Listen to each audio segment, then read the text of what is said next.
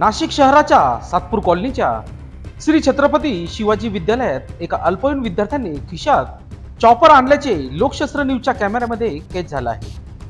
त्या विद्यार्थ्याने हा चॉपर नेमकी कशासाठी आणला होता हे कारण मात्र कदाचित तो विद्यार्थीच सांगू शकेल. हा प्रकार दिनांक 28 डिसेंबर 2023 रोजी दुपारच्या वेळेचा आहे.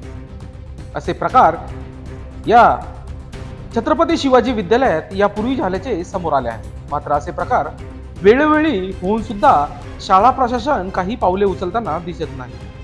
गेल्या हप्त्यात शाळेचे शिक्षक PR पवार सर यांच्या डोळ्यादेखत विद्यार्थी संरक्षण भिंतीवरून धूमशाही उड्या मारताना आढळले होते आणि तशी बातमी देखील लोकशास्त्र न्यूजच्या माध्यमातून प्रसारित झाली होती.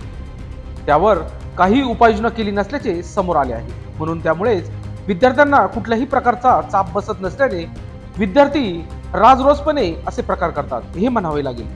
याच माध्यमातून तरुणाई गुन्हेगारीच्या विळख्यात अडकत चालली का आणि म्हणून गुन्हेगारीत असे नवे चेहरे पदार्पण करतात का असे गंभीर प्रश्न देखील उपस्थित होत आहे.